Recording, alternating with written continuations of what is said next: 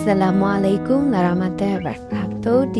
Perkenalkan, nama saya Trujinal Mesahayu 6205. Di sini saya akan menjelaskan materi tentang aliran realisme dalam filsafat pendidikan.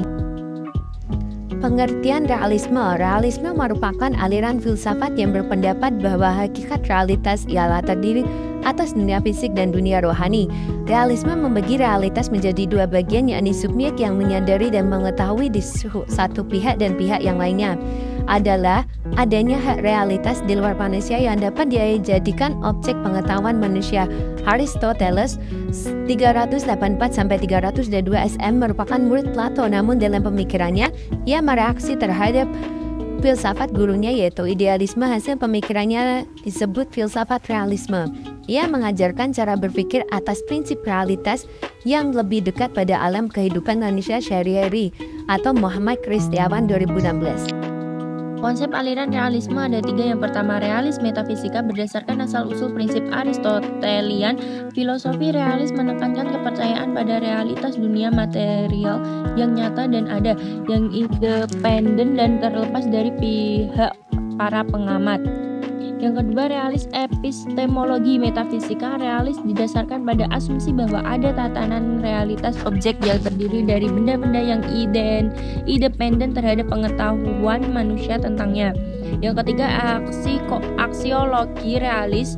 Teori nilai realis adalah tujuan yang menegaskan bahwa manusia mampu memperkirakan nilai sifat dasar objek melalui pengetahuan. Ciri-ciri aliran realisme. Yang pertama, filsafat sebagai ilmu. Filsafat berusaha untuk mencari hakikat atau inti kehidupan, perlu menggunakan akal pikiran agar dapat berpikir secara alam.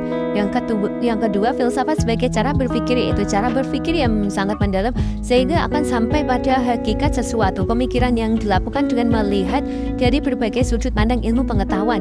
Yang ketiga, filsafat sebagai pandangan hidup, artinya bahwa filsafat pada hakikatnya bersumber pada hakikat kodrat diri manusia yang berperan sebagai makhluk. Implikasi aliran realisme ada 4. Yang pertama, tujuan pendidikan untuk memberikan pengetahuan kepada siswa tentang pentingnya alasan bahwa ia harus bertahan hidup di alam. Yang kedua, kurikulum. Realis percaya bahwa cara yang paling efisien dan efektif untuk belajar tentang realitas adalah mempelajarinya melalui mata pelajaran yang terorganisir, disusun secara terpisah dan sistematis. Yang ketiga, metodologi. Guru diharapkan memiliki pengetahuan yang baik tentang materi pelajaran yang mereka hadapi, metode pengajaran dan pengajaran untuk siswa. Yang keempat, hubungan guru dan murid. Guru adalah seseorang yang memiliki ilmu dan dapat menularkannya kepada murid-muridnya. Ini adalah jenis hubungan yang ditekankan oleh realisme. Jenis-jenis aliran realisme.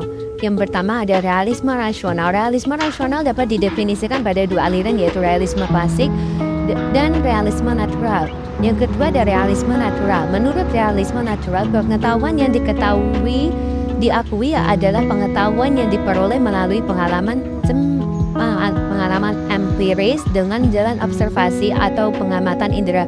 Penganut realisme natural mengikuti teori pengetahuan empirisme yang mengatakan pengalaman merupakan faktor fundamental dalam pengetahuan dan merupakan sumber pengetahuan manusia.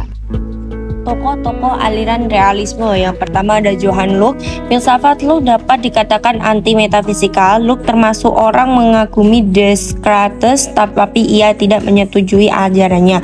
Yang kedua ada Aristoteles. Aristoteles adalah murid Plato yang sangat kritis, yang menunjukkan kepada gurunya bahwa ia sangat mencintai kebenaran. Yang ketiga ada Plato. Plato adalah seorang filsuf Yunani dan dilahirkan di Athena yang hidup pada 427-347 SM.